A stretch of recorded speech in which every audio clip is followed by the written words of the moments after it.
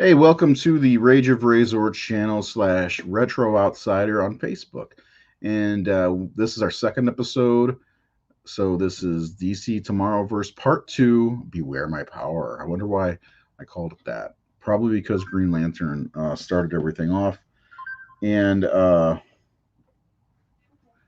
then we got Legion of Superheroes and a movie that I could not. I don't know what it was, me or what. I just couldn't get into it. So we're gonna get Seth in here, and we're gonna talk about Green Lantern, Beware My Power, and we're gonna talk about Legion of Superheroes, and we'll be talking about Justice League World, and we'll give kind of our thoughts. Not many because there's not much to really say about the coming trilogy, I guess, of Crisis on Infinite Earths. If you're first time here, please hit the subscribe button or like us on Facebook. One of the two. Either one or both help as we trying to do something a little new here. Trying to we always we're from the horror syndicate and we talk horror all the time. Matter of fact, this week coming up on Wednesday we'll be doing our horror movie massacre on An American Werewolf in Paris. So check out the horror syndicate on YouTube and Facebook if that's something you'd be into. But tonight we will cast a spoiler warning ahead as we are talking about those movies somewhat in depth. We'll give our feelings, and both of us have ranked the six movies so far in the Tomorrowverse. And I say six because The Long Halloween is technically one movie. But let's get Seth in here. We'll get his kind of analysis, and we'll figure out where he stands. I think we're pretty close to the same thoughts. Seth, how you doing, man?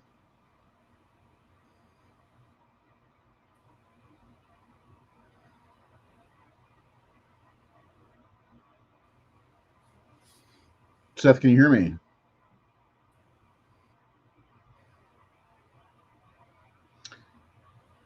I don't know if Seth, can you hear me? Okay. I don't know if he's got a delay or if he can hear me, can't hear me. So um, I'll give him another second. I'm gonna message him. This connection's always a little choppy.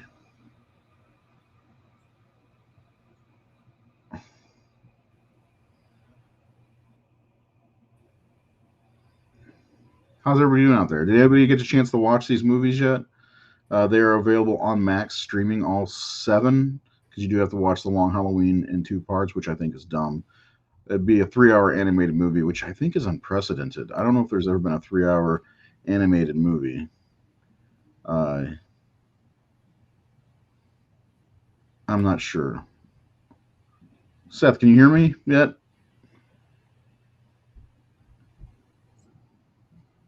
I can hear you I, now. My connection's been terrible tonight. yeah.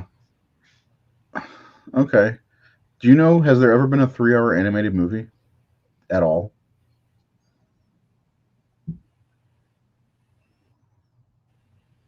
3 hour animated? Yeah. Not that I'm aware of. Let me think about it. I was just saying the Long Halloween movie just about 3 hours long, and then the Justice League Crisis movie would be 4.5 hours long if they keep going 90 minutes. Oh, Sean Sheridan has Yeah. graced us with his presence. Off topic, but I wanted to.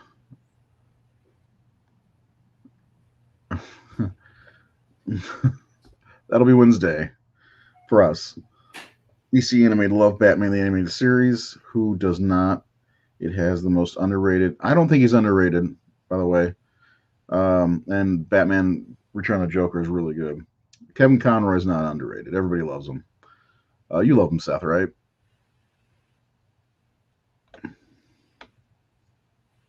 Yeah.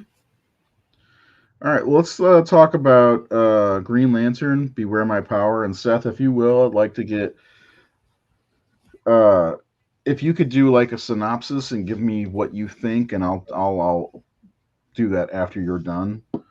So kind of give us a rundown of what this one's about and tell us what you thought. Well, it's kind of reimagining of a lot of different Green Lantern lore and stories, but it's about John Stewart, a former soldier with PTSD, who stumbles across one of the Guardians who has fled to Earth, and then the he gets the ring, and he joins Green Arrow and eventually Hawkwoman, um, as they try to find Hal Jordan to return his ring. Um, I watched it a couple weeks ago. Haven't watched it since, so I'm a little foggy on it. But I do like it. I think it's got a lot of good action in it. I think, and we talked about this last week, the animation style, which is it was one that took me a little bit to get used to, but I'm used to it now. So I kind of like a lot of the action in this. Um, I thought it was pretty entertaining. I mean, there was some parts where it was funny because when I was watching it, Amber was watching it with me, and John Stewart. So John and we're talking a little bit about Green Lantern with the limited knowledge I know, and um, she said she didn't know of this version, and she mentioned Kyle Rayner, which is her favorite, and then it gets to the scene where they go on Oa, and there's all the dead Green Lantern. I'm like, wait a minute, this is fucking Kyle Rayner's story. So Yeah. like, I was like, oh, okay, they're gonna do the whole parallax thing.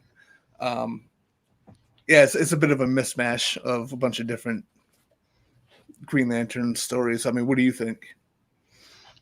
Yeah, it it honestly is a little jarring, uh, because you're watching it, and first of all, the animation is good. The one thing I like about it is it's very fluid in its movements, and not to say Yeah, there was anything wrong with the previous animation, but this, once you get used to the style, you're like, okay, it's pretty cool. It's got that thick black stroke around everything, like Archer, if you're familiar with that show, which kind of threw me off. But yeah, as far as the story goes, first of all, great performance by Aldous Hodge as Green Lantern, as John Stewart. Um, but yeah, it was really jarring because it's a mix of like three or four different stories, because they go into the Thanagarian War. hmm, They talk about Sinestro's wearing his yellow costume, which also the symbol. I don't know why. Like you can kind of see it in the image. It looks like shit. Like I don't know what they're doing, but his actual Sinestro Corps logo is way cooler than that. That's simplified and poor, yeah, in my opinion. Um, but yeah, you got Emerald Dawn, yeah, Emerald Twilight. You've got Zero Year or Zero Hour. It's like, let's throw in as much as we can, but make it John Stewart, which was kind of an odd choice. Kyle Rayner and Guy Gardner both get the shaft when it comes to DC animated. You see Guy Gardner in what's that show called? Batman Brave and the Bold. And that's about it. I think he may have shown up somewhere else at one point, but Kyle Rayner completely gets the shaft. I don't understand why. And nothing against John Stewart. I like John Stewart, but they took his whole story away from him and had very minor details of John Stewart's rise to be a Green Lantern in there. Um, it was the movie overall wasn't bad. It's the best of these three. I didn't. It kind of bothered me, and I understood why they did it, but it kind of bothered me that he wore street clothes the entire movie basically, and you could just see the Green Lantern logo. It's like, what the fuck, man? yeah, Just yeah, that's stupid. Like, let me see him in. You don't get it towards the end. I the reveal of Hal Jordan as Parallax was like, okay, come on, when's it gonna happen? When's it gonna happen? Because you knew it was gonna happen. Like you said, right when hmm, when you get to Oa, and it's like, and then the yeah, introduction to Adam Strange. I was like, well, there's Adam Strange. it was very to me predictable. Oh, by the way, I hated the way Parallax looked. Or Hal Jordan as Parallax. I freaking hated it. I'm like, what is this? It almost was a mosaic looking lantern thing, and it's like, are they paying homage to John Stewart's run called Mosaic? I don't know. It was okay. It was the Yeah, best of I these wish he three. had. Good. Yeah, I wish Hal had the costume that he had when he was Parallax at Yeah, first. that's why I posted on my Facebook like immediately after. I was like, this is what I wanted to see. Hmm. Whatever this was is what we got. It's like, or Yeah, whatever. But maybe one day we'll get a good adaptation of Hal Jordan's Parallax. Eventually, maybe we'll get Kyle Rayner as Parallax. Which, if you haven't read the Sinestro Corps War, I just spoiled that for you. Um, it I wasn't did not bad know that. overall. Yeah, sorry. If you type in Parallax, it's one of the first images that even comes up. It's Kyle Rayner as Parallax. Um, yeah, that's one of the best Green Lantern storylines ever.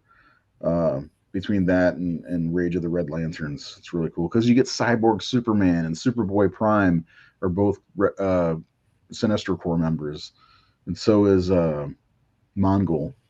It's fucking awesome. See, Yeah, when yeah, I was just gonna say that's what I was hoping they were gonna build to, but of course Tomorrowverse mhm, is over after the Justice League. Uh, so it was kind of a letdown yeah, knowing that this is it. So go ahead. yeah. Oh, I was just gonna say, just like in reference to like the whole Parallax thing. As much as I did like, what was it? The Green Lantern Rebirth, right? Was that what it was Mhm. called? The comic where Hal Jordan finally came back. Yeah. Um, as much as I do like that, I don't like how they kind of. I mean, I get it. They're trying to take bring Hal back from a really dark place, making him where it's like retcon where Parallax possessed him. Hmm. Um, but I just remember, when everything happened in the comics in the '90s. The whole idea of Cyborg Superman kills the Eradicator, Hmm.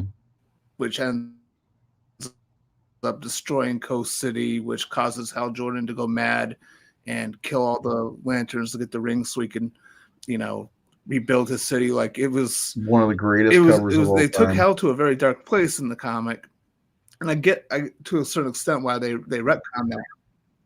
Yeah, and I get why they wanted to retcon that, to bring Hal Jordan the hero back. But I'm kind of partial to anything that involves Reign and the Superman, especially. But like that era, I remember the how exciting it was for Hal to become Parallax to get Kyle Rayner as the new Lantern. Like I don't know, just a pretty exciting time in the The gutter rat. comics for me.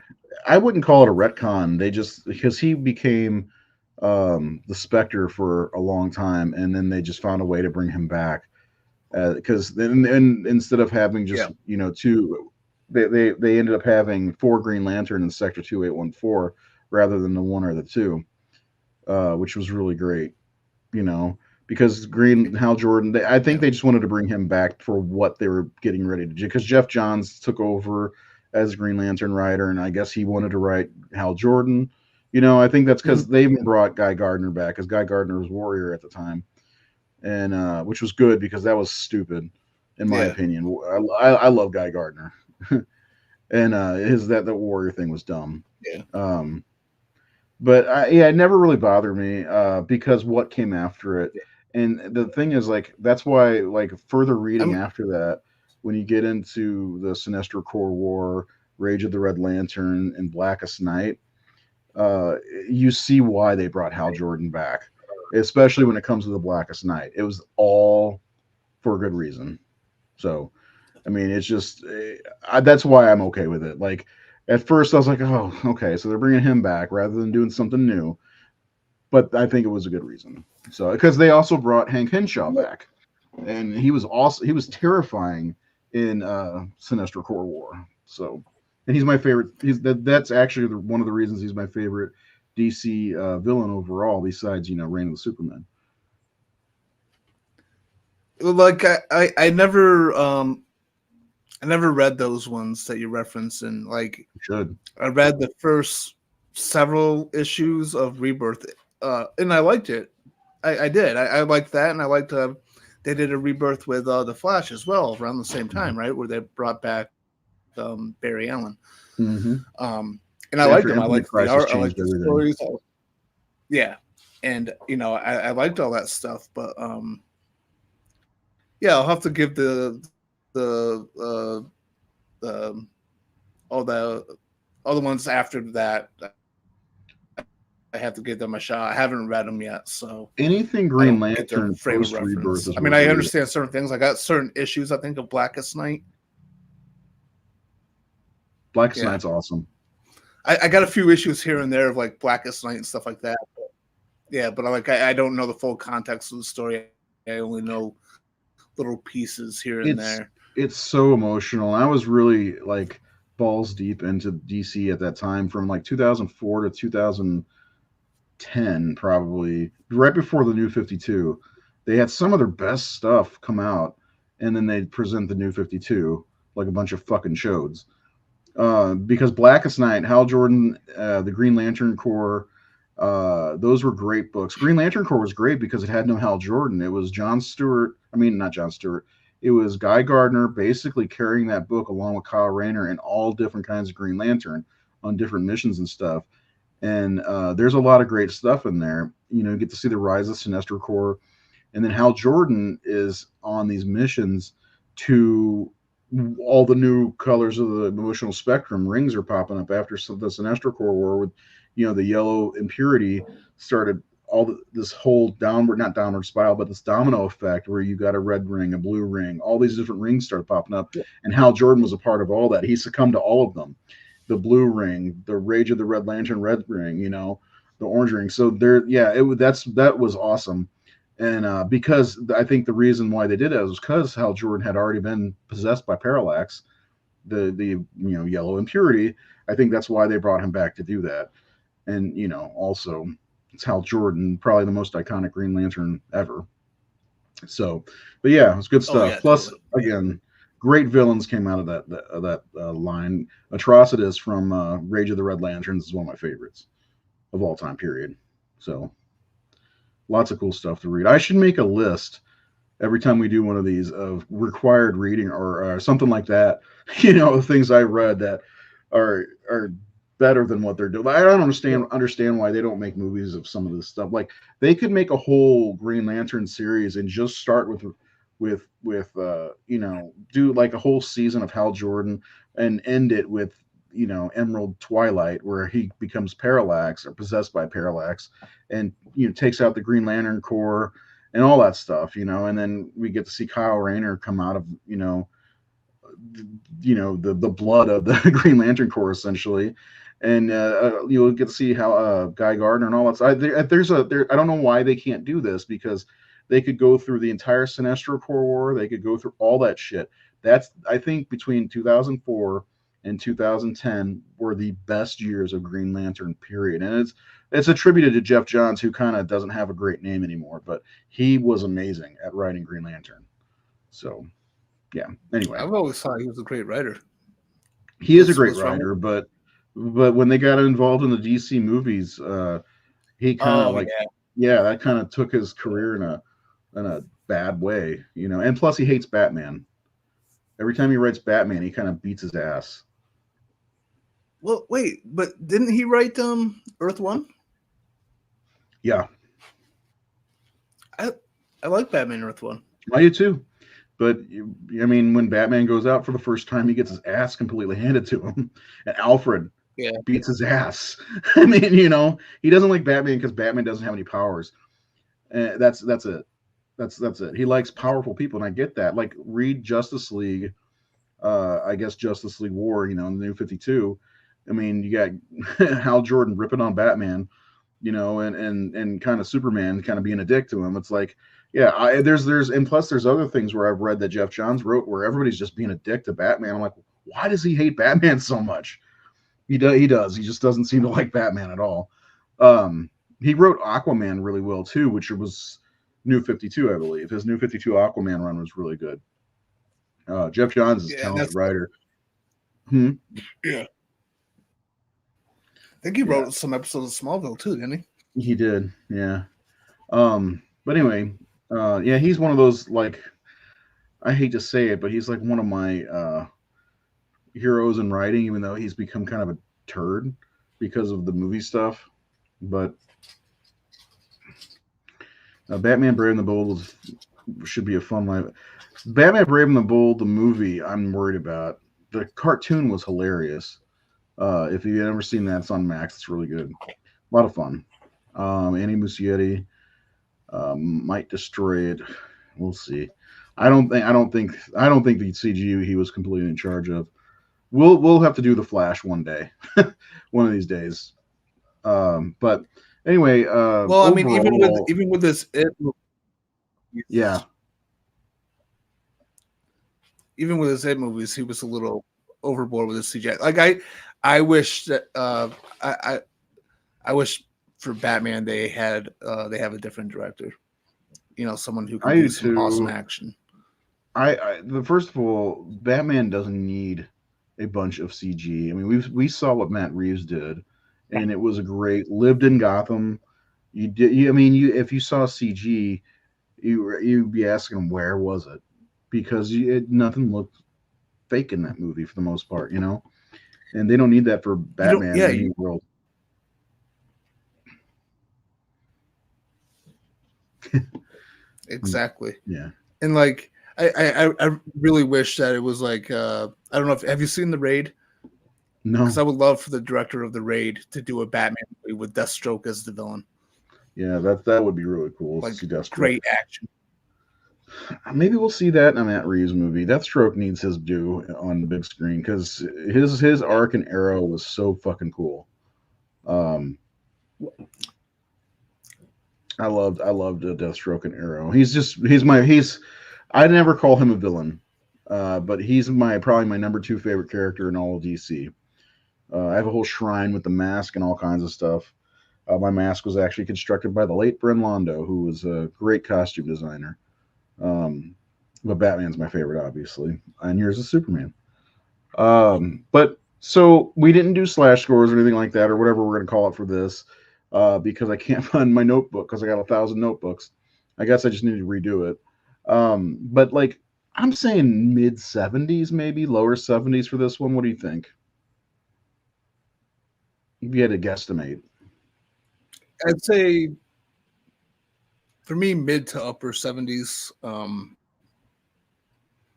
because I think overall I did find it to be one of the better ones in the Tomorrowverse. It was one of the better paced and more entertaining from start to finish. Um, so yeah, that's my score. Okay, let's see what he says here. You need a separate Matt Reeves version from the DC. Oh, I mean that's what they're doing. Um, Yeah, we know that. yeah, we're good. Next one. Wait, did he message it again? Yeah, no, he didn't. Okay. It's just popping up like he's got another message. The next one was kind of a blah movie for me, and if I'm just being completely honest, Legion of Superheroes. Of course, it's. I mean, we see this. We've seen this story a lot. I think over time. It even happened in the. Well, I don't want to spoil it, but Jim watched it. But Supergirl doesn't fit in. She ends up going into the 31st century. This time, it seemed like she stayed because Mon-El is good looking, which Mon-El is never usually there either, if I remember correctly. I've never been a fan of this Legion of Superheroes ever. There's something about them that I really just don't like. With that said, the main three were not present the entire movie, which, excuse me, for me Yeah, helped that. Um, I don't like Brainiac 5 at all. Uh, I love Supergirl, and I love Mon-El, which he was kind of absent through the whole movie, but it made sense. So basically, I mean, that's the gist of the story is Supergirl goes to the 31st century because she can't fit into modern day Metropolis, even though modern day Metropolis in the Tomorrowverse looks like fucking Krypton. So it looks like this, high functioning, really far future science fiction city, which actually looks exactly the same as the 31st century. So that was dumb in my opinion. And she, is a part of the class with, and there's one spot open for the Legionnaires, and there's these kind of generic characters like I almost said duplicate, but the person who can split themselves into three different whatevers. What did you think of this one overall? I like the villains, like the group of villains who were there from the 21st century or whatever to the 31st century. That was about it. Oh no, I did like what they did with Brainiac 1 through 4. I thought that was kind of interesting and the way they defeated him, but the rest of it was just kind of a task to watch. What did you think? I think there was some missed opportunities with this one. Like you said, there was the villains. What were they called? The Circle The or circle, whatever, the yeah. Black Circle or something like that. That Yeah, black circle, and whatever. Yeah. and there was like an interesting kind of thread that was. It seemed like it was building up between these people being in the past and future, and Mm-hmm. and like you said, what they did with Brainiac 1 through 4 was pretty cool. But I think, and I think the Supergirl stuff was okay, especially in the beginning. I actually, like when the film opened, I was like, okay, this actually might be good. But and it also seemed like they were building up like two different storylines because like it seemed like Batman was investigating shit in the past, and then all of a sudden like that storyline just drops out of nowhere, and Mm-hmm. um and I felt like the rest of the movie was kind of like almost juvenile in a way because it was just about Supergirl and Brainiac 5 just being in a pissing contest with each other. Mm-hmm. Um, like you, I've never really been huge of the Legion of Superheroes. Like I don't really honestly know much about them. I think I actually have a couple comics, like old comics in my collection, but I never really picked them up. Um, So yeah, I thought it was okay, but it's like we're at a point here where like Tomorrowverse is taking a steep nosedive, and it only gets worse from here. Mm-hmm. Um, but I think overall, I think there's aspects of it that I liked, but it wasn't great either. Go, buddy. Yeah, you're right though. Completely losing steam at this point. This is a 2023 movie, and it just, yeah. I mean, the pissing match between Brainiac. Why didn't they just talk to each other? Like, it was very Yeah, juvenile. The fact that Saturn Girl, Lightning Lad, and I mean these are awful names too, and Cosmic Boy or whatever weren't there was a little bit better because they're insufferable, in my opinion. I think Legion of the Superheroes might be the worst property DC has. I just hate it. I never liked it. I tried reading it. I tried watching it when Superman goes to the yeah, 31st century. And there's an episode of Smallville. There's an episode of I think Superman the animated series, and I think Justice League. And it's the most yeah. uninteresting thing of all time. Do you need to go Yeah. do something? 1 second, man. All right. Can you let the dog out? But yeah, I've never been a fan of that at all myself. So I muted you. I don't know if I can unmute you. There we go. I'm still pissed. Brainiac has never shown up in live action. I have a feeling we're going to see Brainiac very soon in live action. I do. I hope so. And we did see Brainiac in live action on Smallville, and he was expertly played by James Marsters. I loved his the brain interactive construct. I loved it. But I mean, rightfully so. He should have been in one of the Superman movies in the Snyderverse, or one of I say, but there's only one. Or Superman Returns sequel, something. We've been kind of shortchanged on villains for Superman.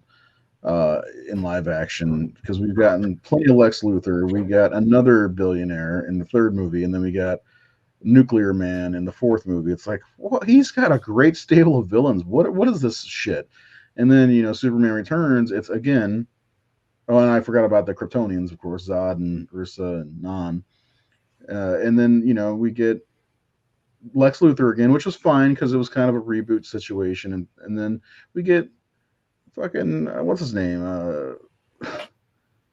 I love Zod, but I'm tired of Zod. Like at this point, we've seen Zod in everything, except for Superman the animated series. Actually, it's the only thing we didn't see him in.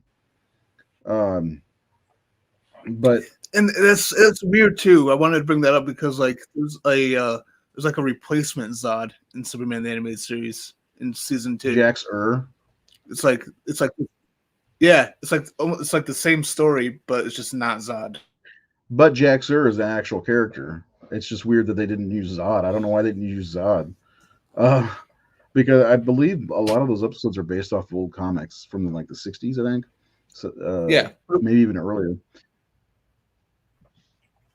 Yeah. Never seen Smallville. There were rumors that Superman Legacy about. I hope. Well, he could be lying. I mean, who's going to get show all their cards? Check out Smallville. I think it's still streaming on Hulu. Oddly, um, check it out. It's 10 seasons, but it's fuck. It's so good. In my opinion, it's a little dated at this point, but that's okay.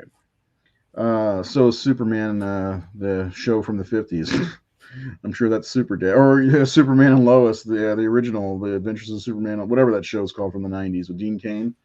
Cool thing about Yeah, Lois and Smallville is Clark. they have all these kind of Easter eggs in there, and sometimes they'll there's a cool episode called Rosetta where he gets to talk to Clark gets to talk to Christopher Reeve, and you can hear the Superman theme in the background. There's a lot of cool just little things like that. The hunt for the crystals in season 4. Yeah. I could go on about Smallville, and I'll have goosebumps the entire time, so I probably shouldn't. Um, I love Smallville. The theme kills me every time. With you. So anyway, With you. yeah, Legion of Superheroes. I think it's kind of a turd. If I had to guess what my score would be, I'd say about 58%. I'm gonna remember that, or at least come back to the video, because 58% is what I bet it will be after I do the ranking. I'll never watch it again, more than likely. Yeah. Probably like a 65 for me. And the thing, I'll be honest, I like Supergirl quite a bit. She's Mm-hmm. again her run between when she came back in Batman and Superman, Supergirl with Darkseid taking her to Apocalypse because she got taken to. They made a movie out of it, but she showed up in, I think, Gotham after her ship opened after all those years. They kind of did a reboot on her because the Supergirl's like her story for the last 80 years or 70 years, however long she's been around, 60 years. It's kind of been a mess because she was a clone at one point. She was called Matrix at one point. Might have been the same character.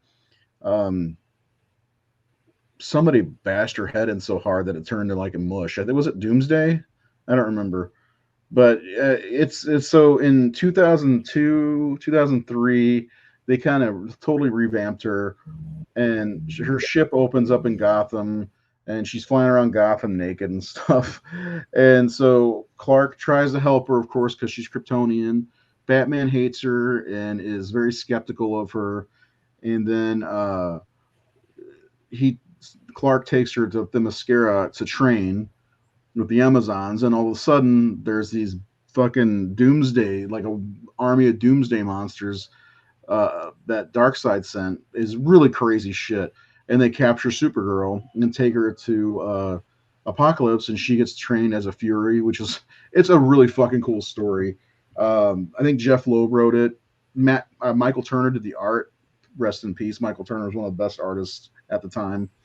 Really cool story. But then she got her own book, and from there on, it was some of the best Supergirl storytelling. Period, where she fought some of Superman's offshoot characters like Banshee, and then there was this great Who is Superwoman comic that came out around 2006, where Supergirl was investigating, trying to figure out who was Superwoman because Clark Kent was depowered at that time, and all the big heroes were gone. This was called 1 year later. Anyway, and this was right before the New 52. Again, some of their best comics, in my opinion, were from like maybe 2002 because Hush was around that time to about 2010 before they did. Oh, let's reboot everything. We've told every story we can in this universe. Mm-hmm. They should just call it Earth 52 or something like that going forward, since DC has 52 different Earths. But yeah, it's another recommended read. It's the movie. You can watch it. It's on Max. I'm sure it's called. I think it's called Batman Superman Apocalypse, which is basically what they did. And the art style for the animated or the animation is Michael Turner's art, which is really cool. But the book's better. It's really cool. Oh, and Summer Glau, she played in Firefly as what's her name, and she was Deathstroke's partner in Arrow. She does the voice of Supergirl. So I heard Sasha Calle or Calais or however you say her name is getting recast. Yeah, more than likely.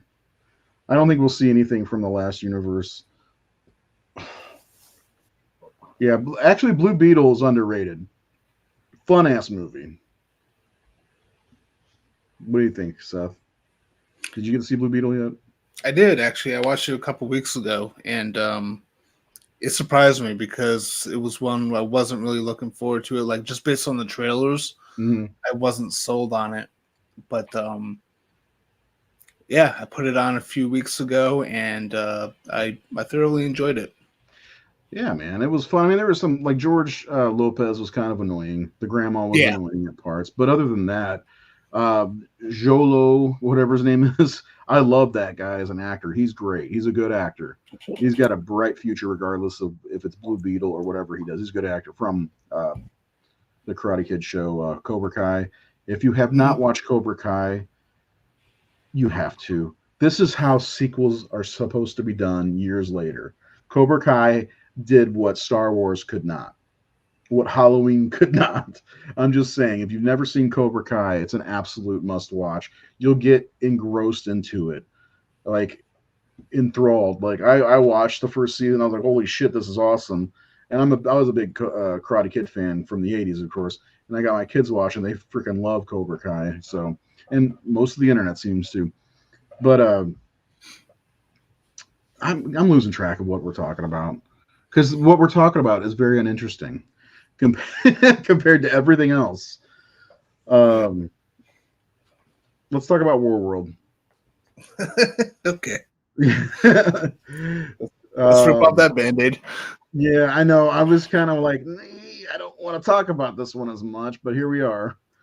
Justice League War World. Not much of a Justice League movie. No. They should have called. They could have called it the Trinity War World. I mean, Yeah. I think there's only one other leaguer in the movie, right? Martian Manhunter. Is there anyone else? I mean, you get to see Jonah Hex, which was weird. It's so this movie is it's kind of like an anthology, Yeah. and it starts off in the Old West, which is fine. You get to see Jonah Hex, which I'm a fan of Jonah Hex, not from the movie that Josh Brolin was in, because I never actually watched that movie. But it was weird You know, because Wonder he's a Woman was in straight. the Old West. Hmm? Yeah. Well, I don't get it because Jonah Hex is like a straight up villain in this. Yeah, but it made it seem like because like it, yeah, you're like, why is Jonah Hex a villain? But then it made it seem like he's not the villain, and they flipped it around that Wonder Woman's helping the villains. That's what it seemed like to me. But as soon as I Yeah. saw her in her blue pants, I'm like, oh, why is Wonder Woman in the Old West? It would have made more sense if Wonder Woman would have been where Bruce Wayne was, in my opinion, and Bruce Wayne would have been in the Old West. But I guess because of He guns was or whatever, probably- maybe not. Yeah, that's true. It was weird. But yeah, so there's this Old West thing, and then it moves to like a caveman type era where Bruce Wayne has made his own little bat costume, which you can kind of see in this image, which he gets rid of really fast. And he helps this like tribe of men fight off something. I don't even. That was the most boring one of all the stories. And It I'm a was. Batman fan. It was like pulling teeth watching this shit. And like, and you told me, and a guy I work with both told me, he's like, oh, don't get your expectations too high. And you're like, oh, it wasn't great. I'm like, and I knew going in, I was so bored by this. I will say the Superman part was pretty cool, black and white noir type movie. But once that was over and they were on War World, and they started figuring out who they were and shit. That it got boring again. This was one of the worst DC animated movies I think ever. Period. Um, Not just the Tomorrowverse. What are your thoughts on this one?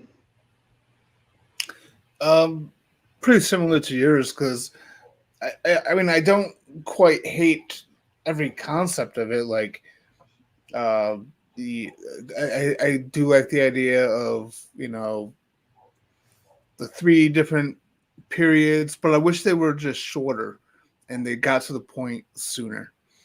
Um, because I do like the thing like it's weird because like with Wonder Woman's story you don't see the other two, but then when you get to uh, Batman's story in the middle, Mm-hmm. then you get Diana again, and then they go into the third one, and it's the three of them.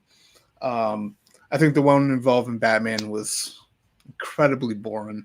Really slowed it down a lot, and there was like certain things I liked in it here and there, but it was incredibly boring.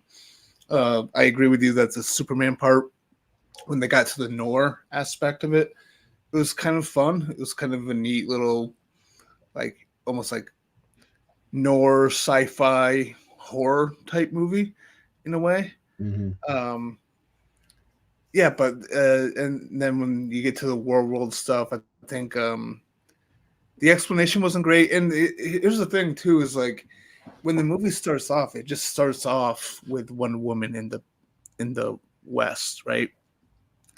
And you get no sense of what is happening. There's no indication in any other movie that this is a thing that's happening. So like we don't get to see the characters exist as they normally would, and then maybe something happens, they all black out or something like that, and then They did that at the end of the last movie. Did you see that? There's an post credit scene at the end of the Legion of the Superheroes movie. I didn't know they did a post credit scene for that. That was dumb. Yeah, exactly. That should have been the beginning of this movie. I Right. saw that. I was like, oh shit. And then that started out. So I was on the right page because I was like, okay, so this is a continuation of what happened at the end of Legion. Yeah, they threw one post credit scene in the whole universe. It's like, why didn't you just add that to the beginning of this movie? Okay, can you explain it to me? So Superman, Wonder Woman, and Batman are on Earth, and they get like almost like it's their vaporized, and you're like, and that's it. That's Okay. pretty much it. Yeah, like yeah, what they should have had that as the beginning because what I mean, who's going to expect a post credit scene? Not to mention too, it's like how many people aren't really savvy to the fact that this Tomorrowverse is a thing, and not just individual movies. Mm-hmm. Yeah, I feel Okay, like this is what it says. Post credit scene: Kara contacts Superman about her decision to stay in the 31st century and her new relationship with Brainiac 5. After the call ended, Superman and Batman inspect a crater in Metropolis when they are hit, apparently, and teleported to parts unknown by a Zeta beam blast. So that's basically what I said. Um, okay. that's it. It was just those two, though. It wasn't Wonder Woman because they hadn't introduced Wonder Woman for real in this universe yet. This is how they introduced Wonder Woman, which come on, like this was her. I mean, she was in Justice Society. That was, I think they determined it was a different Earth, right? The Justice Society one. Yeah, Yeah. yeah. So that's the big issue with this Tomorrowverse thing is like how forced it is with like in the way it just jumps around. Like there's no cohesive thing with it. Because like I mean, even with because I mean you kind of get a little bit of it between Man of Tomorrow and Justice Society World War II, where you have the Flash in there, and it Mm-hmm. kind of connects to Superman. And it's when they kind of first meet up and talk about teaming up. And then after that, Long Halloween doesn't do dick for it, right? Because it's its own separate story. We talked about it last week how it shouldn't have been Long Halloween. It should have been a completely different story for this Tomorrowverse. Almost anything else, Yeah. basically. And then you get to Green Lantern, Beware My Power, and suddenly the Justice League exists. They have their station in space. Watchtower, Green Arrow's a part of it. Green Arrow's been friends with Hal Jordan for years, you know, and like, and there's mention of Wonder Woman in it, but yeah, like it's like one of those things where it's like they're not with the Tomorrowverse. They haven't properly set up all the heroes and the relationships with each other and how they came to be. It was just it kind of like it skips through a lot while also kind of pretending like it doesn't. If you catch my drift, because like the Superman and the rest of them is almost practically the same as he was in Man of Tomorrow. You know, pretty it's not much. like they did like a time jump and he looks old. You know, It's almost jarring in a way because like it makes me when I'm watching these because the only one I had seen prior to watching the rest I've watched other than Long Halloween was the Superman and Long Halloween. So the Long Halloween did not feel connected to anything like you said. And it's almost jarring watching these because I thought they were going to be just self-serving movies, like that, which probably would have been better because there was no connective tissue except for that Flash Superman scene at the beginning, at the bookends of the Justice Society movie. And also, I honestly on like feel like making that a separate Earth was a mistake as well because maybe Superman got sucked into the past too and just got put in a different place. And he should have known the Flash, something along those lines. And maybe I don't know. There are different things they could have done, I think. But this has been a mess, and I wonder if it's been a mess from the beginning or if it was caused by James Gunn, because I don't think you can say the mess was caused by James Gunn, because it felt like this was a mess from the beginning, almost as big of a mess as the DC EU. Just saying. Well, when did James Gunn take over DC? Was that It was late 21 or last year, if I'm not mistaken. 22? Yeah, And then Man of Tomorrow, that was 20, right? 2020. Yeah. So, I don't know if they had more planned before, or if they knew that the James Gunn thing was happening, or if they didn't. I don't know. It's really strange. This whole Tomorrowverse thing is strange because I do feel like they're rushing to the finish line, which is going to be Crisis on Infinite Earths. I think James Gunn is hamstringing everybody because there's no development in this franchise at all. Man of Tomorrow, in my opinion, was a great start for a great what could be a great animated franchise. But of course, they follow up with the Justice Society movie, which just completely felt like a self-serving movie. It didn't feel like it had you know what I'm saying, like a bigger point, I guess. Well, So it kind of did with the way it bookends, but that's it though. The I feel bookend. I feel like those two films connect a lot better than the rest of them. Yeah, I feel like after I Justice can see where Society you World say War that. II, Yeah. then it falls apart. Mm-hmm.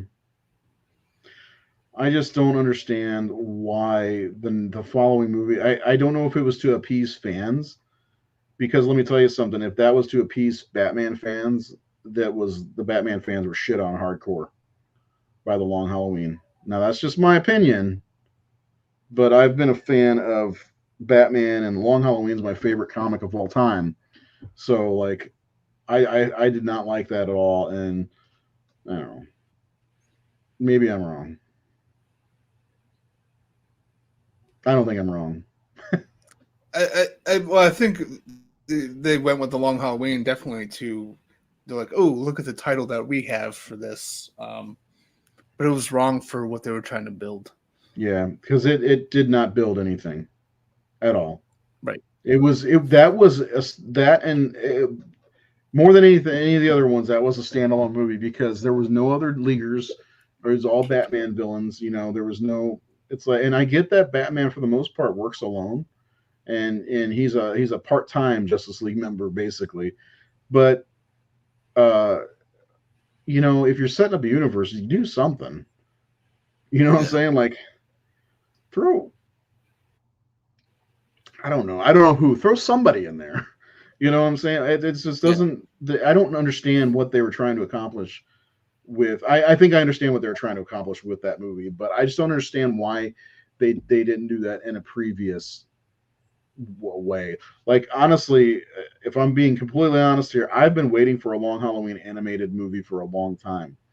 Like when they started doing this shit, they were doing all old property like our stories, some of the better stories in DC's universe history. You know, Crisis on Two Earths was good. They did fucking Under the Red Hood. You know, it's like why not do the Long Halloween and stylizing animation because they were doing all that and before the New 52 stuff. And then I feel again as a Batman fan, I feel fucking cheated by the powers that be because we got a lackluster movie, and no offense, I know you like him, but I do feel like we got a lackluster performance by a guy who, in my opinion, has no place being Batman. But it's just like, this movie, it could should have been. Jensen Ackles is probably fine, but he's playing my favorite Batman story. That's my problem because honestly, his voice was better in Warworld, like you were saying. He sounded better as he's gone on, but like he had no business being Batman in Long Halloween. Somebody like one of Keith's favorite, Peter Wellimer, probably would have been a better person for that. He was a little bit older because he played Batman in The Dark Knight Returns. You know, because the story in Long Halloween is, it's not, it feels like it's taking place in the past. I mean, Jeff Loeb wrote it like some of it's The Godfather. I mean, there are fucking straight up lines ripped right out of The Godfather. That's probably why it's my favorite story too. I mean, there are fucking the very first line in Godfather is "I believe in America." That's the very first words spoken in that movie. The very first lines in the Long Halloween comic, "I believe in Gotham City."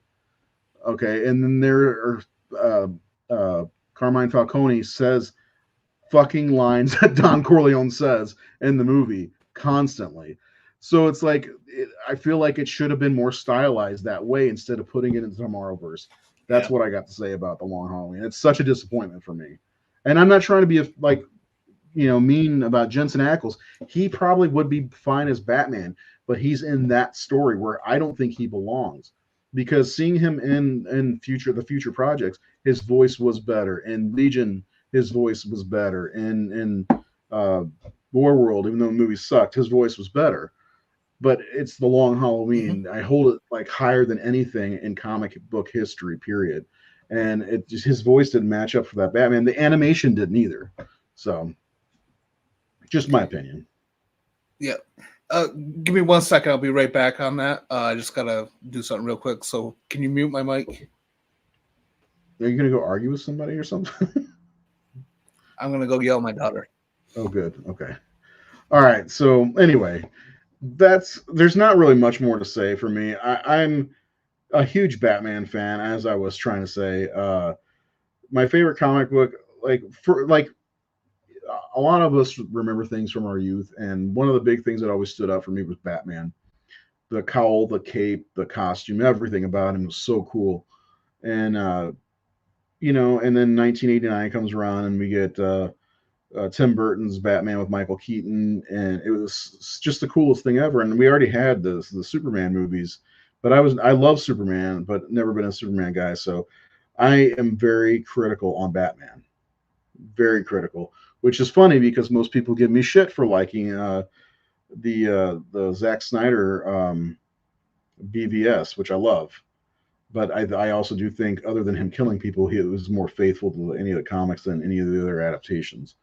So, anyway, let's do a recap, Seth, if you want, um, of these six movies before we go, because we've got probably a good year before we get to do the Crisis on Infinite Earths story or show, which will be part 3 and the final part of the Tomorrowverse.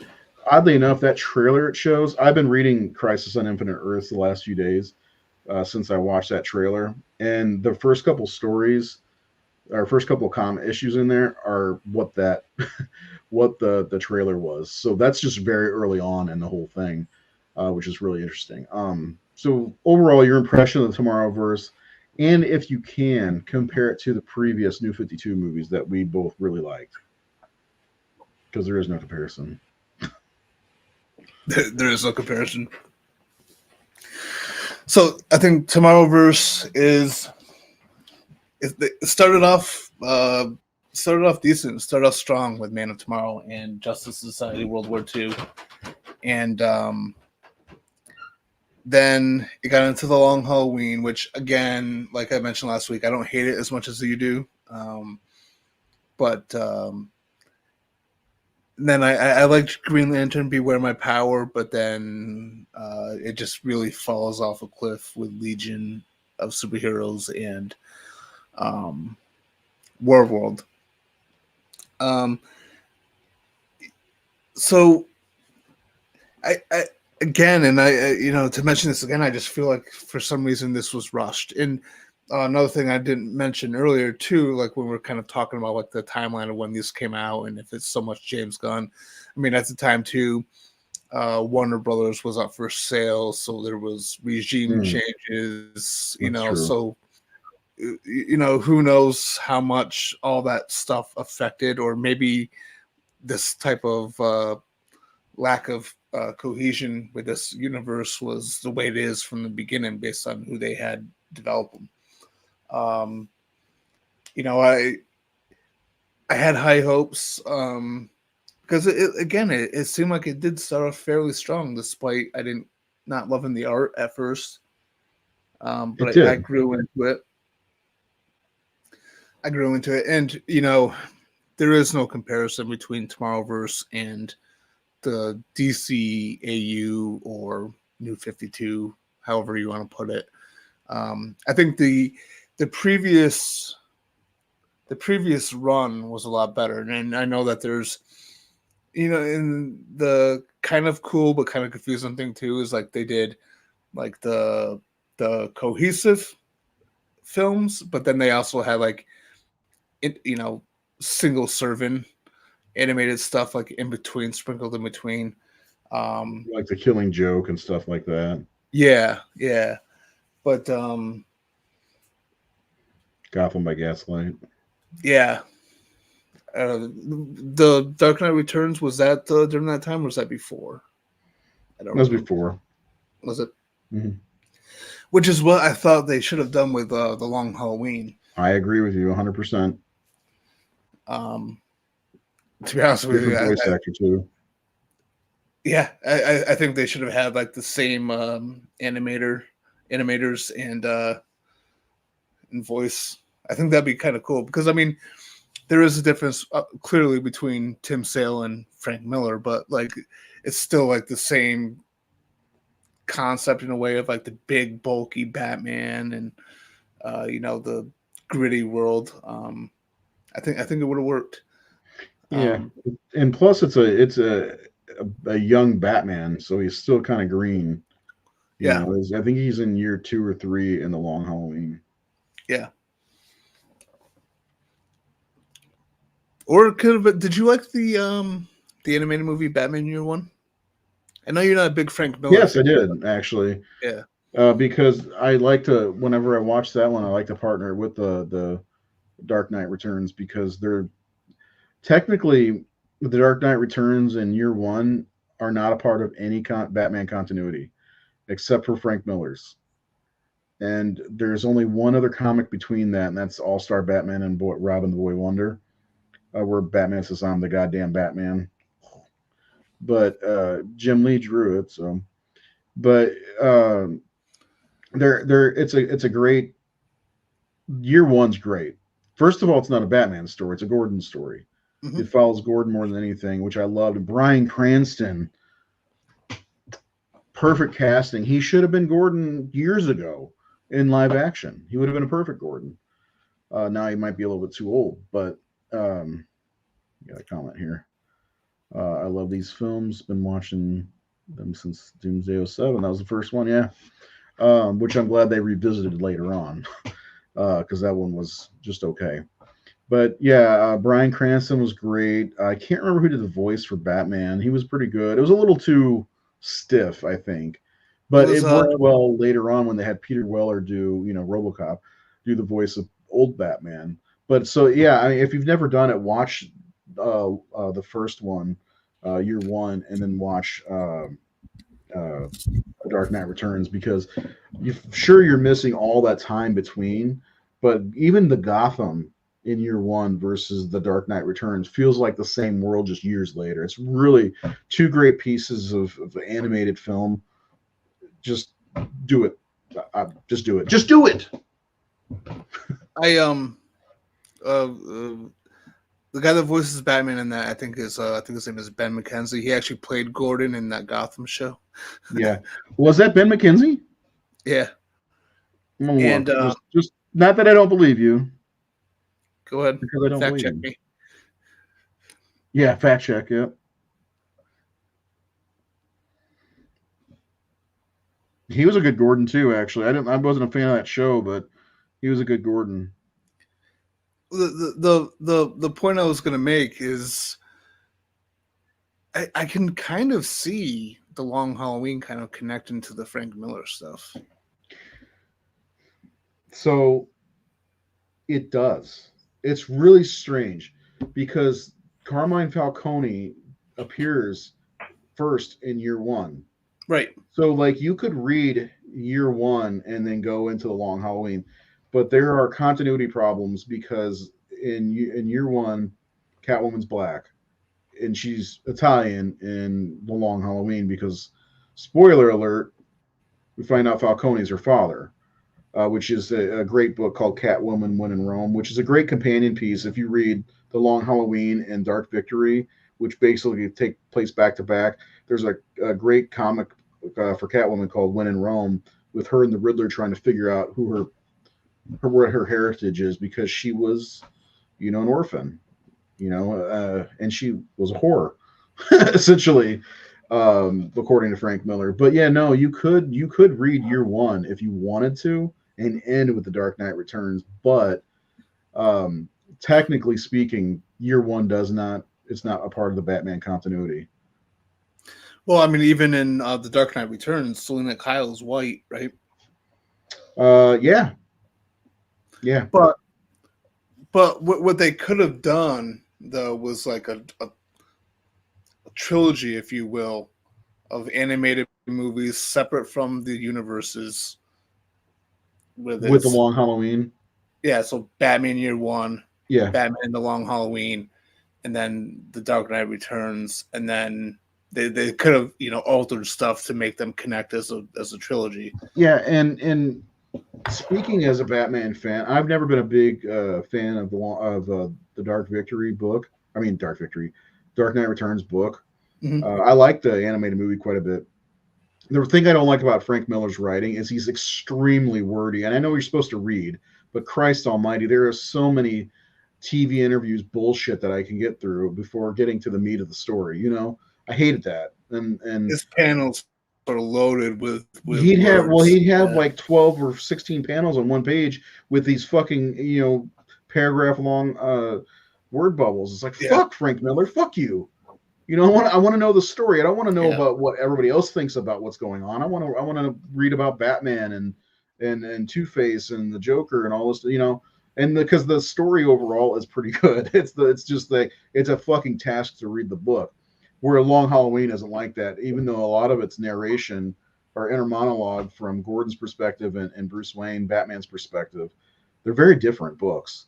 But and I will say your one's much better in my opinion than the Long Halloween. I mean, god damn it, Dark Knight Returns. But yeah, I think there's a lot of Batman stories that could be told within that time frame. To get to Dark Knight Returns, that I used to do it every year. I'd start with year one and then go all the way through. There's a great Mr. Freeze piece called Snow. That's really great, a great read. And then you got The Man Who Laughs, which is a Joker book, a Joker origin book, which is really good. And then The Long Halloween, Dark Victory. Then you start going into something like Venom with Bane, introduction to Bane, and then Nightfall into Cataclysm and No Man's Land. There is a path to get there if you want to get there. But I have this whole continuity that I have my shelves lined up with Batman based on how I feel like it fits, and it fits. It works. I feel like I should be a Batman expert or something when it comes to the old comics. Not now because I stopped reading comics for the most part. Because it, I'm not gonna lie. Once 2020 hit, comics went took a big shit. So Yeah, I gave up a few years ago. yeah, but yeah, I've read so many Batman books. It's ridiculous. I told Reynolds, my son, who's 14 now, I was like, if you ever want to start reading Batman, start right here and just follow down the line because it's an end. I when I read these the first time, I didn't think about it, but then I went through and started reading them and like taking notes. Okay, well, they mentioned this from this book, so it's in the same continuity, and obviously it takes place after what happened that they mentioned. So I was able to figure out a continuity that way. I'm a fucking nerd, man. I am such a nerd when it comes to Batman, Yeah. and that's okay. And it's the thing that sucks. DC Batman is the one character that DC took the best care of when it came to continuity. Superman sucks. He doesn't suck. I love Superman, but his continuity is a fucking joke. And so is Green Lanterns, and I think that's why I hold everything from Rebirth on to a higher standard because the continuity is kind of all over the place with Hal Jordan, Kyle, all of them. Hal Jordan, Kyle Rayner, John Stewart, and Guy Gardner. It's just kind of all over the place. And Superman's like there's somewhat of a continuity with Superman, and mostly it stems from reading. There's a book called Superman for All Seasons, which is kind of it's Jeff Loeb and Tim Sale, and it's a really good read. There's Rebirth or Birthright, that's really good. And these are kind of Superman origin stories, so it's like, which is one. There's All Star Superman, which is really cool, but that's more like at the end of his life, which they made a movie of. But like the main crux of any Superman story is the middle section, which is Reign of the Superman and Death of Superman. That's like the middle point for anything Superman. And after that and before that, it's just a mess. So, in my I don't opinion, know. I didn't mind what's his name's run on us. What was it? It was the Man of Steel comics. Dan Was Jurgens, Jurgens is awesome. I like Jurgens a lot. But which is mostly what I just mentioned, but yeah, yeah, but he had a no, long run. I'm talking like in the '80s. It was Oh, was it John Byrne yes, that who sounds right. kind of rebooted. Yeah, it was like 1986. But even still, it's like the problem with DC, and I'll mention now. This is what I'll say: is that back then they had the Man of Steel book, Action Comics, and Superman. They had three fucking titles. Batman was the same way. They had Batman Detective Comics. I think they had Batman the Dark Knight, and then something. They had like four different runs. It's like, how the fuck do you make heads or Shadows tails of the of Bat. anything? You know what? Shadows of the Bat. Shadows of the Bat. That's it.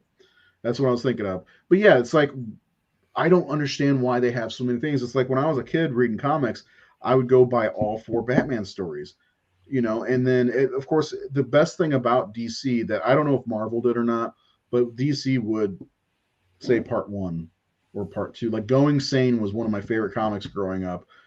From This is probably 92, 93. It was pre Nightfall. Really cool book.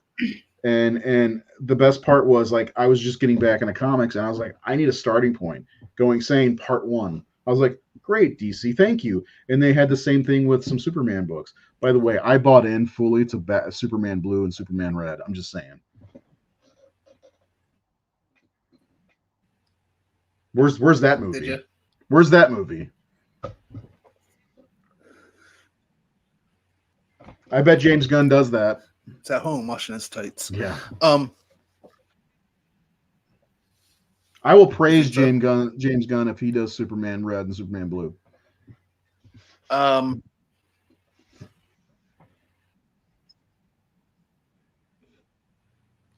God, I hope he doesn't. I So wasn't does really, Reynolds. He I he wasn't does not really a want to fan see of that. that. Nobody was. Um, It's like DC's deep dark yeah, secret. yeah. One of the things I was gonna say though is like, you talked about how like there's multiple different titles for one hero. Worked out beautifully though for Reign of the Superman. It did. You know, It did. beautiful, and not to mention too, like they had on the cover, they had like this little like triangle thing with like the number, so like you can know Yes. Adventures of Superman is number one, or yeah, number 500 is like number one or whatever, and then you go to Hmm. Superman, Man of Steel, or whatever. Like they did good with that.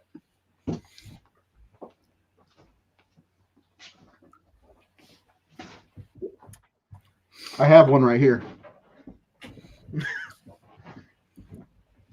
So what you're talking about is right there. Yep. And look at this beautiful art. You know what's happening here, right? Oh yeah. Oh yeah. Oh, and there's an ad for Mortal Kombat. And I believe that the next issue is Adventures of Superman with Superboy kind of in the fallout of all that, Yes. which is I was sick in the hospital when I was a kid, and my dad had a comic book store. Yeah. Fucking A. Yeah. That's why he's my favorite. Yep. But I was really sick in the hospital as a kid, and my dad came in with I think it was Adventures of Superman number 515. I want to say, was it See, I don't 515? remember those. This one's Dan Jurgens. I have a lot of these old books, um, but I'm not sure what number or which issue. I'm not that Superman guy. But yeah, this is Superman number 80, by the way.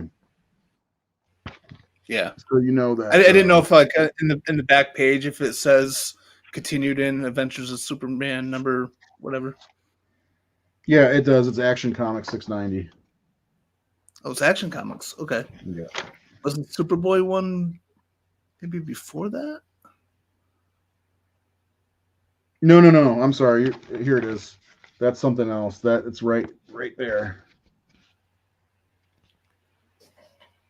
You read it. I can't read it. There it goes. Adventures 503. Okay. Yeah, Wow, was that fast, huh? I guess. All I Okay. know is I need this for my wall. Jesus. Yeah. Well, Adventures of Superman number 500 was the one where Jonathan Kent has a heart attack and he goes into heaven to get Clark, and then at the very end of the book is where we see the four different Supermen. For some reason, I thought it was a longer period of time before they established. Um, well, I guess between the four books, it did take a little bit before they established Hank Henshaw as being a villain, but Hmm. God. Yeah, I'm gonna have to read. I've been reading some stuff lately. I'm probably gonna have to reread the Reign of the Supermen, like for real. yep. It's good shit. Earth will be damned. Yes, Master, your dreams and wishes will be fulfilled. I have reshaped Coast City to my desire, and Metropolis is next. Oh, yeah. All right. Is there anything else you want to talk about? We kind of got off track because these movies aren't the best. Um, First of all, I want to thank anybody who came to hang out, which is Sean and somebody named Derek Thompson. Hopefully, you subscribed. Hit the subscribe button, please. We're up to 71. So it's the beginnings of this, even though this channel's been around since like 2015. Yeah. 71. Anyway, um, Patrick Mahomes is a little bitch. You have anything else you want to say? It's true. uh, why? If you're gonna get me on that subject, why the fuck are Man, I gotta they get the kids to holding? bed. Why aren't they holding Tony responsible and accountable for his actions instead of making excuses for him? The players, the coaches, the fans, they want to blame the refs. Blame the one guy who's been fucking up your entire season. How about that? Right. I will say the AFC is going to be crazy down the stretch because there's so many teams that are in the hunt. It's nuts. There's This a is lot of good for teams that are. football. There's They think multiple the teams that Chiefs are winning starting all to the time is play. good for football. Fuck that. This is good for football. Yeah. Anyway, you have any final thoughts on this Tomorrowverse? We won't be able to talk about it for like a year. Yeah, it was decent. I wish it was done better. Um, I especially liked how it started off, man. The first two, Man of Tomorrow and World War II, man. Those were good movies. Hmm. I even like Green Lantern, but and I do kind of like Long Halloween, but just overall, I if I was to go back to anything as far as DC animated, I'm gonna go to the DCAU or AKA the New 52 because I love those films. We have to talk about those at some point. We have to figure out how to break it up because there's like 16 movies or something like that. So um, yeah, I kind of want to go back to the beginning of those. Those were really good. I do. I will say. Let me ask you this before we go: are there any other DC animated movies that you revisit other than the New 52 movies? Because I revisit uh, All Star Superman quite often. I love that they captured the artist who I believe was Frank Quitely quietly. They Quietly. captured his art in the animation. Like I mentioned before, I revisit The Dark Knight Returns in year one for Batman. I really like Crisis on Two Earths because I have a thing for the Crime Syndicate.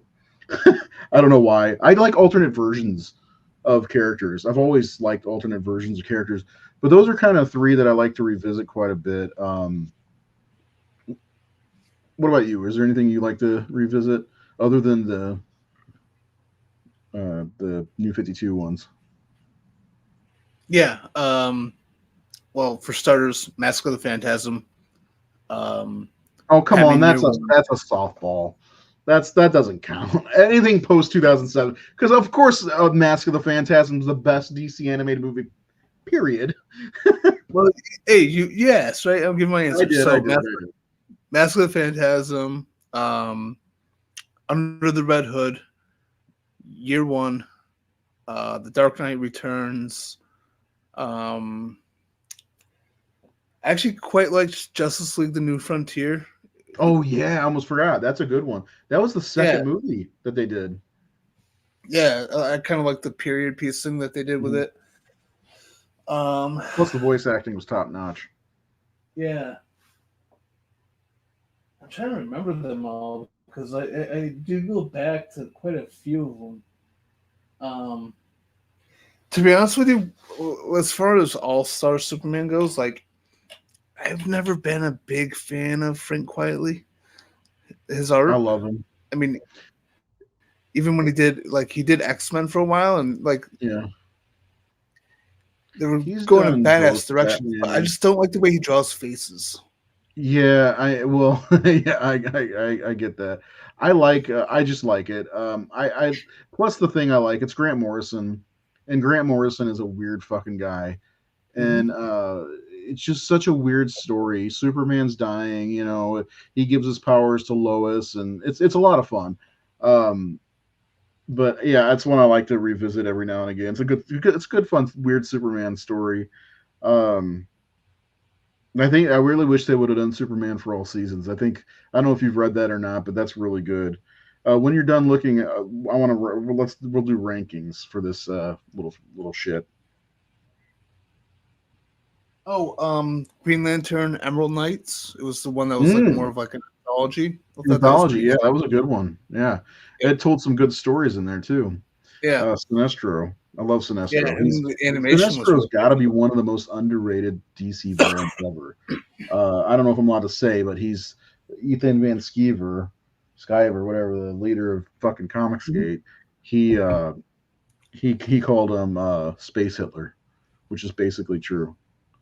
Um, anyway, if I were to rank these, Long Halloween being one movie, I would say number 6, War World, number 5, Legion of Superheroes, number 4, Green Lantern, 3, The Long Halloween, 2, Superman, and Justice Society World War II. That's where what I think. What about you? Number 6, War World. Yeah, Number 5, Legion of Superheroes. Number 4, The Long Halloween. Yes, it's just one movie split in two. So essentially. yeah. Number 3, uh, right? 3. Yeah. Yeah, Green Lantern, Beware My Power. Number 2, Superman, Man of Tomorrow. Number 1, Justice Society, World War II. pretty close to the same. Pretty Yeah, similar. I was Um, debating on I was debating on Man of Tomorrow and Justice Society as my in number here, one because they're both strong. well, the thing that pushes Justice Society over the top, and I even kind of complained about it, was that it was a separate Earth, so it set up the multiple Earths, multiverse a little bit. You get a really strong performance from all of the voice actors. You get that great moment at the end with Superman showing up right at the right moment, and I love a good flash led story that works out really well, and this one did. So Yeah. I really dig that movie. I think it is the tops of all these. If I'm ever ballsy enough, I'm going to rank every DC animated movie since 2007. The reason I say 2007 is because I don't want an obvious number one. Looking at Because you, it's Master Master of the Phantasm. Phantasm. I mean, come on. Well, because there are other ones. I mean, you could go all the way back to '93, which is I think when that came out, because they had a couple of Justice League episodes that were smushed together into one. Like the Thanagarian invasion, which I think is called Starcross, was really good. There's one called Brainiac Attacks, which I think is like an hour long. There's a bunch of little movies that the Mystery of the Batwoman was another one. So DC's been doing this for 3 decades. Just not as not pumping them out as much as they are now. One thing I wish they would do moving forward, which I know they're not going to do, is, excuse me, make legit sequels. Like, let's make a Superman Man of Tomorrow movie. Let's give that a sequel. Because they kind of did the same thing they did with the DCEU here. I would have loved to see that Superman exist in a world for 3 or 4 movies, animated movies. And with a release schedule of 3 per year, they could have done a Superman, a Batman, a Wonder Woman, a Flash, a Superman, you know what I'm saying? They could have built up for 3 or 4 years till they got to a Justice League movie and showed how they created the Justice League movie rather than just throwing Vixen and Green Arrow into the Justice League Watchtower, which was weird. Yeah. Vixen of all characters. Nothing against Vixen. She's fine. But as far as Justice League members, she's way down on the list as far as not even as my favorite as being her membership level is way low. It's like weird. Also, a weird thing about that is in I can't tell you because it's a spoiler. But Vixen has been a John Stewart love interest, and so has another character. But I don't want to say any more about it. Hawkgirl. Okay, until I read those books. No, it's the Justice League cartoon, which is amazing. Justice League and Oh, Justice League right, Unlimited, so good. right. Yeah. Yeah. So anyway, I just watched the Justice Lords episode. Have you heard of the Justice Lords? No. Alternate Earth, Superman becomes like a dictator after killing Lex Luthor. It's awesome. And his costume is fucking cool. I'm gonna send you a picture of it regardless because it looks awesome. Okay. But yeah, I you know me, I could go on about DC stuff all fucking day long. Um, What do we do? If we do Monday, we can do one more episode this year. What do you want to do it on? Um, did you want to do Superman 2? We should. It's a long time coming. We should see when we did those episodes. Because how long? When did we start doing? Was that 2020? Fucking like 3 years ago, yeah. I think I it was was, I was man. looking I was looking on the YouTube page. Um, I was checking out the numbers and I was like, holy shit. We started this with fucking Superman 4 like 3 years ago. Yeah, it was the Defending Superman 4 is what the very first episode we ever did. Because I don't hate Superman 4. Sean, if you're still out there, I'm curious what you would think of Superman 4. Because you're one of the more critical people I've encountered when it comes to movies in general. I'm glad that you're here hanging out with us if you're still here. I think he said he was off to bed. Okay. Well, maybe he'll catch the rest of it. Yeah. Um, I got a picture. I'm gonna post it here. I had to put my other for you so you can see it. I want your reaction because I love this suit. All right, the Justice Lord suit. It's so cool. Where'd it go? Boom. What do you think? That's pretty cool. Yeah. I like I mean, that. it's just another Earth, you know. Yeah. I cannot wait for you to watch this show. Are you getting there? Because I really can't fucking wait for you to watch this show. It's so good.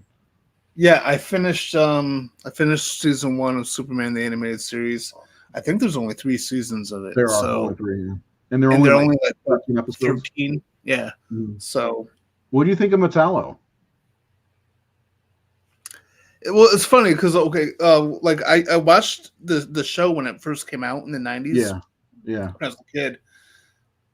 Um, I had no idea that Malcolm McDowell was the voice of the Yes, cat. yes, I was like, why does that exactly. voice sound so familiar? And then I pulled out my phone and I looked it up. I'm like, no fucking way, really? Right.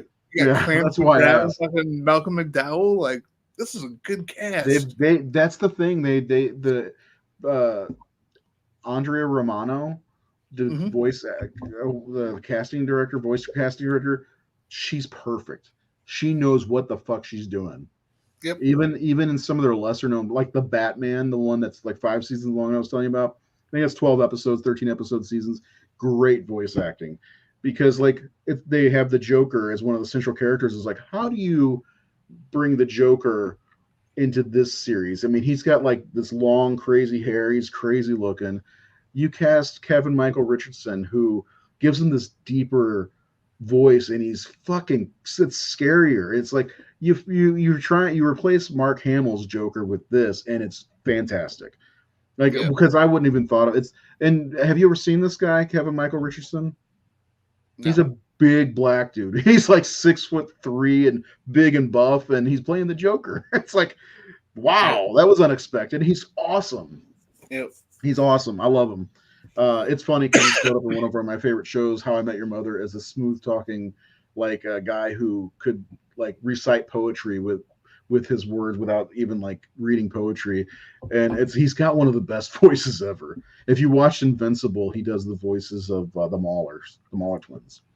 Oh, So okay. Yep. yeah, he's Vince great. was awesome. Yeah, I know. I watched season 2, episode 1 the other night, so I want to get caught up, even though I got plenty of time. But you know, anyway, we're gonna leave you with Justice Lord Superman. Everybody have a great night. We'll see you next time, maybe for Superman 2, Superman versus Zod, and Ursa and Nan. Seth, have a great night. Everyone else who watches this, have a great night or day or whatever.